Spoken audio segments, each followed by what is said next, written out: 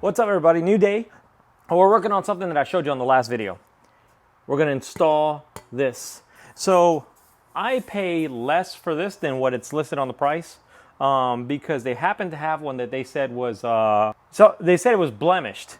When I got it, it absolutely looks perfect. There's nothing wrong with it. It looks really good. Well, I'll show you on the car here in a second, but these mount holes here is where your license plate bracket goes. So they fit perfect. This is just, I mean, it's a hair to a human hair thickness of where it's supposed to be. It's so perfect. The upper holes here are where your license plate goes. So this is basically going to be locked in place by your license plate bracket. And if your bolts or your screws are long enough in the top license plate holes, they'll go into the body. I'll show you that here in the car. The other thing we're going to do today, we're going to change the motor mounts. I thought about this last night and I said, you know what? Let's do process of elimination. I personally don't like the NVH you get from the RSS mounts. I love the way the car handles. I love how precise the chassis is and the shifting and everything. But I'm not a fan of the NVH. And it's only at idle. I mean, or idle or very low RPM. When you're rolling, there's no NVH. But I want to install those to eliminate the mounts as a possible failure that's causing my car to, to hesitate and buck a little bit, because it only does it off throttle and not so bad where like the whole car shakes, but enough where you can feel it. So we're going to change those mounts and see, does that make an improvement? If that does make an improvement, the next thing we're going to do, I told you we're going to talk about the transmission mount, so let's talk about it. Transmission mount. So I ordered the new mount. Pretty simple, looks great. Ordered the tool. Tool fits perfect. The problem was the rods that went through the tool were not the right diameter to go through the new transmission mount. And you guys saw in my previous video, there's plenty of space around that transmission mount. It says to pull it off on the passenger side when you pull the mount through, but you can pull it off on either side, I think, because there's plenty of space. There's on the driver's side, there's a pretty, I think it's probably like a 2-inch diameter coolant line, but it's pretty flexible. You can move it out of the way if you needed to. So I talked to FCP Euro, where I got the tool from, and I didn't use the tool, so I was able to return it. The tool I want to say it's $160 is the tool, but had I went and got smaller diameter rods and used the tool, then the tool is mine and I can't return it, which is fine if it would have worked. But if I would have got a smaller diameter threaded rod and then it got stuck, I'm up shit creek. Then if the rods broke, I'm up the creek. So there's so many what ifs that really gave me hesitation to use it. They said on their side anyways, in their company, they don't have a tool for the 997.2. Everyone's saying that the 997.2 mount is better and it doesn't fail. I don't agree. I think it can still fail. I think it can still, well, it's proof. I'm driving the car, I can tell you it's more worn than what the new one was. Even without installing the new one, just playing with it here on the toolbox, the new one was definitely stiffer than the old one. So I don't agree that it's not worn out. Porsche says they got to replace your whole transmission, which is ludicrous. What I don't understand is there's so much more space around that PDK on the .2s and probably on the 991.1s that to me, in my logical thinking, it looks like it's easier to change that transmission mount than previous gen cars. So why the big deal? Why aren't they letting us change these transmission mounts? It's so stupid. I did find out that I did talk to somebody else and they said you can, and actually FCP Euro told me this too, you can change that transmission mount if you get the transmission out of the car, have it down on the floor or the bench or whatever, and then use those mount presses, and then you can swap them out that way. But I thought that's a bit ridiculous to remove that transmission out of the car just to change a mount that you have easy access to. So whatever. The downside is, in preparation for installing the new mount, one thing I didn't tell you guys, I've kept this secret, is I took my function first inserts and I trimmed them down. So it's just the edges and they go in just a little bit. They don't go all the way through because I anticipated installing the new mount. So now I'm going to do a 180. I'm going to buy another set of function first inserts, reinstall those because they worked. They worked perfectly. And we're just going to forget about the transmission mount for now. I mean, there's nothing else we can do. If, knock on wood, it doesn't, but if the transmission ever fails, we'll get a new mount at that point. Hopefully it never fails. Hopefully we don't get to that point. But we're going to get a new function first transmission mount insert. Going to reinstall a brand new one, and we're going to, for troubleshooting, we're going to do this. So I've done a video before. I'll link the video in the description, and you can see the thumbnail of it right here. You can change these motor mounts in 18 minutes. You don't have to take off the rear bumper cover or anything. But since we're going to install this thing today, we're going to remove the whole bumper cover, the actual bumper in your car. We're going to drill out the bumperettes. Behind the bumperettes is another extended piece. Now we'll talk about that as we're doing it. I measured this yesterday. It has a number on it, but the number's all worn out. So this, I believe this is a 5/32. 3.9, 4 millimeters. So that's a 4 millimeter drill bit. You want to do inches? Inches 0.1617. Do the math. I believe that's a 5/32. So that's the drill bit I'm going to use. And there's 2 rivets on top and I think some on the bottom. We're going to do the ones on top, and then we'll take the bumper off. We'll flip it over and just put it in place to get the other ones. We're not going to lay on the ground underneath and do it. That's just ridiculous. Work smart, not hard. So let's get the bumper cover off and have access to everything. And then when we have access to everything, you'll probably be able to see the mounts when I remove them, I think.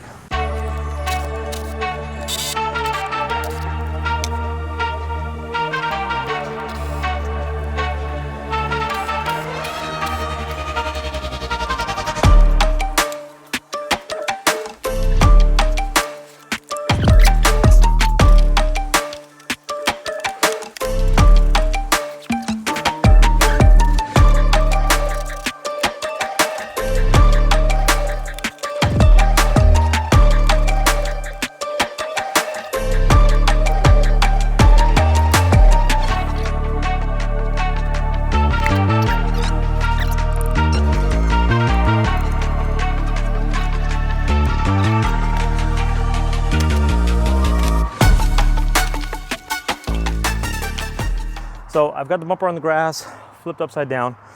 The bumperettes are actually only held on by this. These little tabs right here. All right, I didn't push them all the way out so you can see.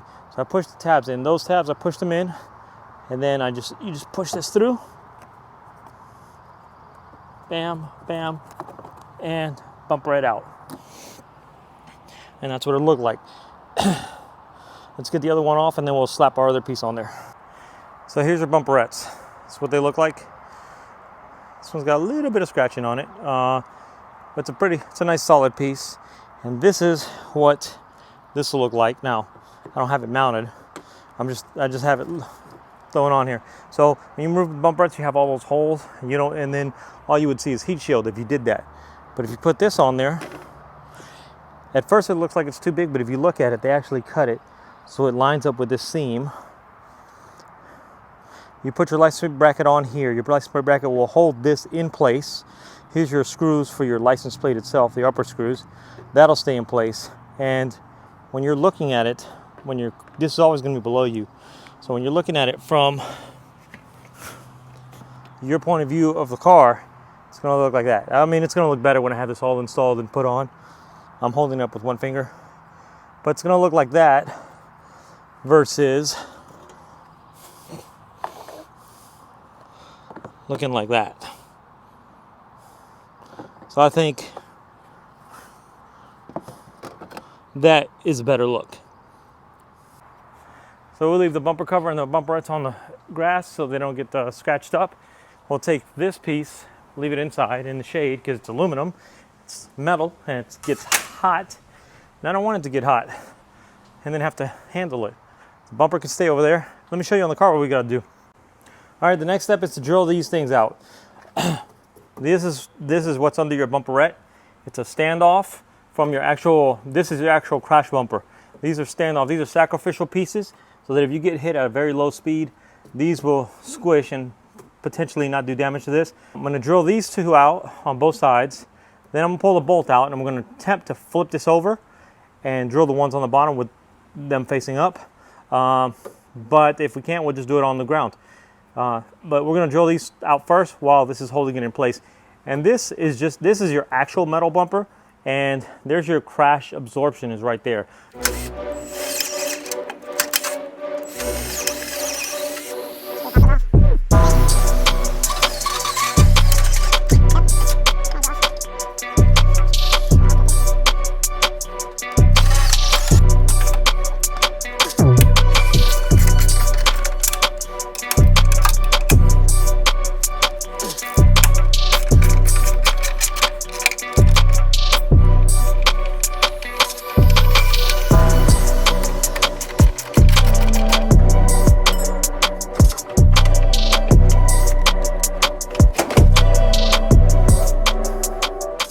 So to get to the bottom rivets, I got to take this heat shield off. It looks like that is maybe is it a 10 millimeter? Yep, it's a 10. Calibrated eyes. I've calibrated eyes. There we go. Here we go. All right, those two are out. Heat shield should come right off, right? I think that's the theory. I don't know what else is holding it. Doesn't look like anything else is holding it. Damn, heat shield's riveted in place. I don't want to pop that rivet out. Well, oh, it's heat shield's riveted in 3 places. Yeah, so this is what I'm going to do. I'm going to bend the heat shield out of the way and then bend it back. So I don't not want to pop those rivets. I still did need to remove those 2 bolts though. Bend it down gently so it doesn't break. All right, here we go. Lay that on the ground. Oh yeah, I can get to it now.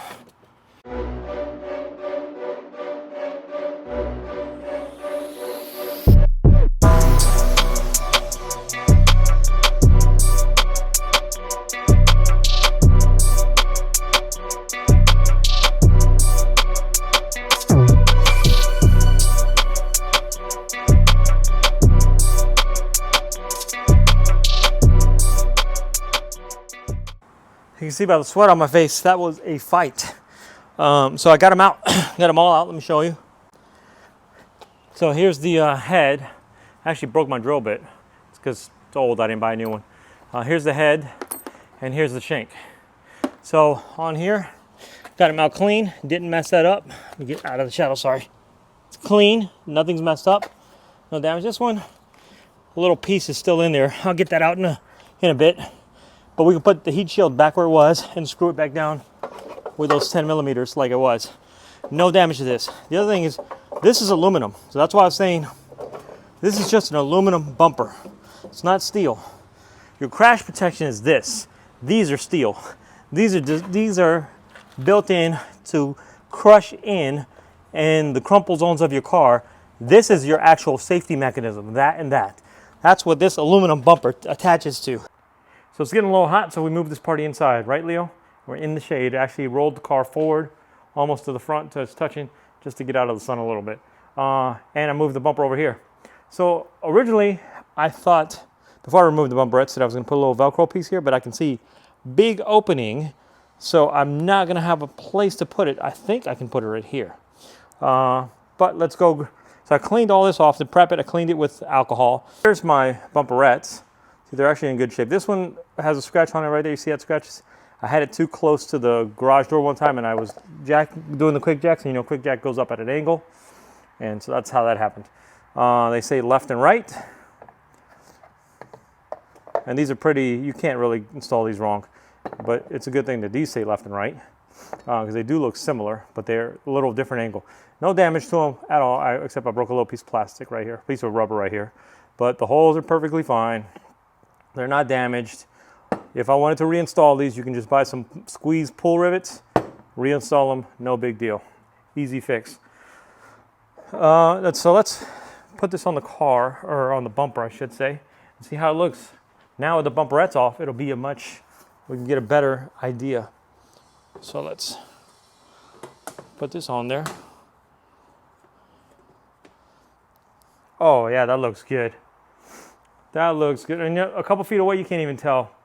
Plus, you're not going to see this reflection because this sits down low.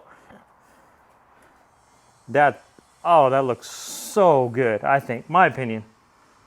Let me put the bumperette on there real quick. So I'm gonna stop right here. I'm gonna pause the video and I'm gonna put the bumperettes, and we'll go so you can look at it back and forth. So this versus this. Yeah, I know they're sticking up a little bit. I didn't want to clip them back in and have to unclip them. But yeah, I like without the bumperettes better. But let me take them off one more time. Yeah, I like that better. I definitely like that better. Yeah, the bumperettes have a little extra gloss and curviness to it, but I like that smooth finish better. Only thing I'm going to do now is I'm going to make sure that the bend of it matches the curve of the bumper, and then we'll put the license plate bracket on there that'll hold that in place. There we go. Oh, popped out one side. Got it on one side, popped out the other. 1 second. There we go. Back side, there's a plate holder, and you see it fits perfect. I mean, it is to the millimeter perfect. So let's get that on there. And don't use a lot of force, because remember, you're screwing these screws, these self-tapping screws, into plastic. It's a plastic bumper. So you don't use a lot of force. If you want it to be stronger, you can drill these holes a little bit bigger and put nuts on the backside if you'd like to. Actually, that's not all the way screwed down, but that's nice and tight. It's not moving at all. It's tight with the bumper. There's a little tiny gap, but I think, not the Velcro, I think maybe I'll buy some double-sided 3M tape so that it pushes down, but it's on there. I mean, it's not loose at all. You can't tell. I don't think it's gonna, I think maybe I'll put a little something under here, but it's on tight. Yeah, it's not coming loose. Like the whole thing's on tight. All right, let's put the license plate on there. And this one's done. Then we can move on to the motor mounts, which is actually easier. This was the hard part. There we go. Oh, that looks pretty good. My 2 cents. I think that looks really good. Yep, that looks very good. I love it. I like the way it looks. Can't wait to see what it looks like on the car. Let's look at it from an angle.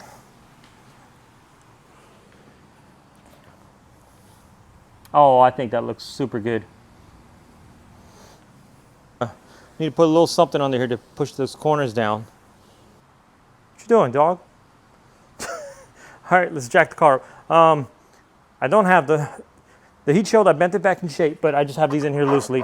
So we're going to take this off when I jack it so you guys can see the motor move up and down. Oh, I forgot to pull the airbox out. You don't have to, but it's easier to get to those. The airbox out of the way. So we're going to get that out here in a second. All right, for whatever reason, it didn't record removing that first motor mount, but that's all right. We'll record removing the second one because it's the exact same process. All right, some of these camera angles are tough to get. Some are easier, but I'll try to stay out of the camera's way so you guys can see it. So this one is right there. It's the bottom one. Oops, going the wrong way. Righty tighty, lefty loosey, dummy.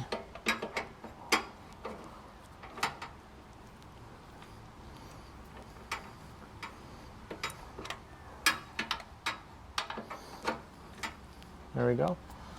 Now, once you break the torque, if you have the proper weight distributed, you can do this by hand. I'm just spinning this thing off by hand. And bam, there's a little more space on this side because there's no water pump right here. And high pressure fuel pump is on the other side. I'll show you exactly where that is in case we need to change that. But that's off. Now we can go to the top. All right, let's break this one loose. Just a regular ratchet, we'll break this loose. Also, actually before I break this loose, I'm gonna lower it. And since we've got the bottom bolt off, the engine will lower. Watch right here. This is what we're looking for. See that how it dropped down? That relieves the tension on that mount. I'll jack it up just a hair so the weight's on the jack. There we go. Let's break this loose.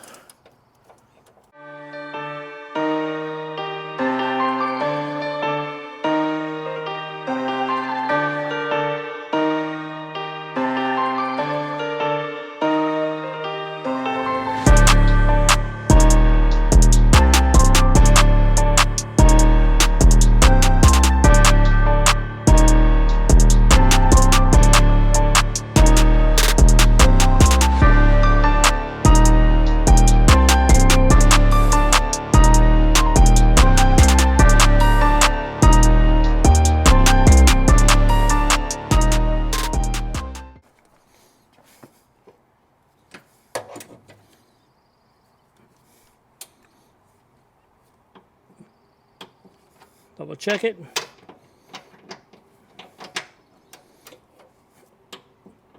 All right, they're torqued. Pull this off.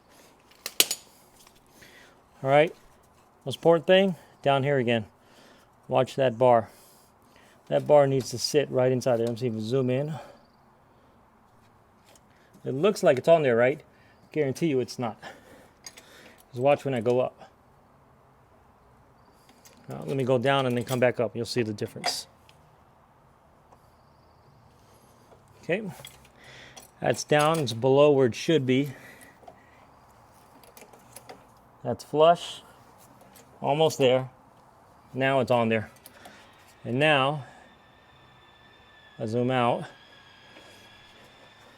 You'll see the whole engine lift. The whole car is lifting together. One more pump. All right. All the weight is on that. It's already torqued. We can put the bolt on the bottom. So you can just put the nut on there.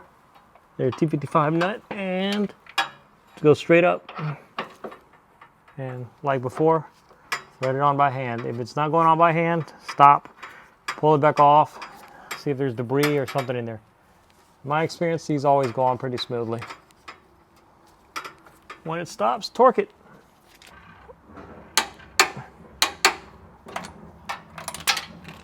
So one of the major differences between an RSS mount or any semi-solid mount and the factory mounts is when you lower your car with the factory mounts, they're going to stretch and you see your exhaust and your engine's going to lower independent of your chassis.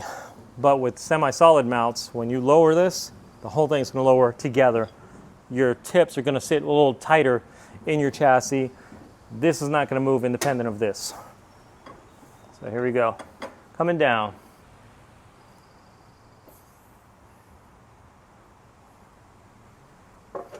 Bam. And see how this did not move independent of the chassis? It all moved together as one piece. It's also why you get great handling. High pressure fuel pump. High pressure fuel pump lives right there. That is the high pressure fuel pump. You have to take off your side exhaust, so your whole side muffler, and this has to come off. And my crossover pipe has to come off because of this bend right here. This is the coolant line you have to remove to drain so you can take this cover off. Now I know some people have removed this cover without this coolant line, but I don't, that's a pain. Right now, I don't want to do any of it. We're going to try to get Porsche to cover it under warranty. That's the plan, if that's the problem. But that's part of the reason why we're installing these mounts today, is for more troubleshooting. Personally, do not like these compared to these. I like the way it handle, I just don't like the vibration and extra noise. All right, we're going to take a little lunch break.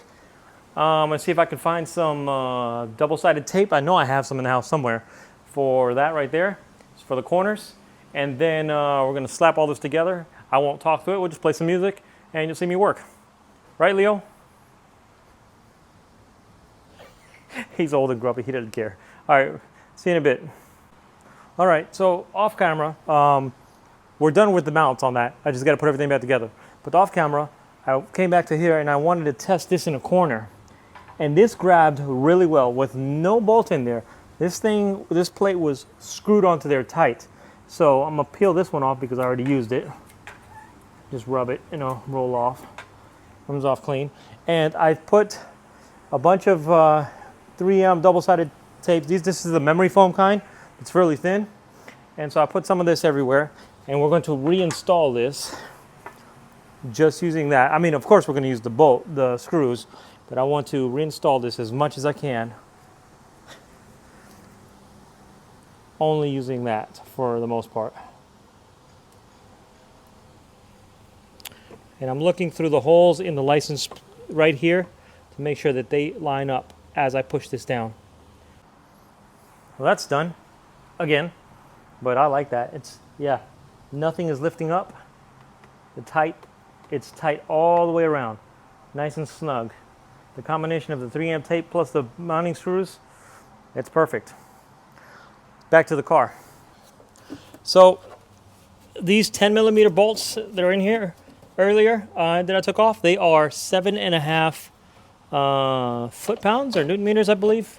I think it's 7.5 foot-pounds. Something super low. I already forgot what I did because I torqued those before I went to my lunch break. These big bolts, Porsche, these are bolts, but Porsche calls these fastening screws. So before you get these in, make sure you get this heat shield tucked into here. Actually, part of the service manual has you remove these, but you can flex these pretty easy. It does give you a warning that if you don't have these heat shields correct, you could burn adjacent items. So when you have this all tightened down, make sure your heat shields look like everything's covered. So we'll run these down. Here's my ratchet wrench. And we're going to torque these to 63 foot-pounds. Oh, there it is. This wrench is hot, sitting in the sun.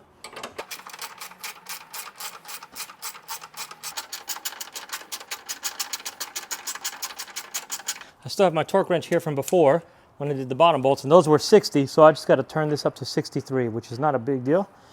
2, 3, there we go. Lock this in place. All right, and let's torque these. Yeah, they were about this tight, getting them off. There's one. Go to the other side.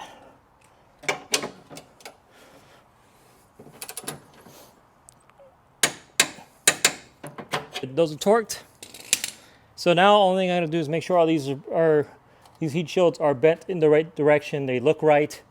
They're not touching anywhere. They're covering everything. And I left the jack here because I lowered it prematurely. There's one screw that goes through here, this corner. But the tire, turn you a little bit. So there's a screw that goes right here, up at a corner, and the tire is right in the way. Now, normally you do this on a lift tire, it's not even in the way, you just go straight up and you're done. But since I'm doing this on the ground, the tire is kind of in the way. So what I'm gonna do is I'm gonna cheat a little. I'm gonna jack the whole car up again, open the gap between the tire and this fender so that I can get that one screw in. That's why I still have the jack there. So I'm gonna stop talking, play some music, and let's get the car back together.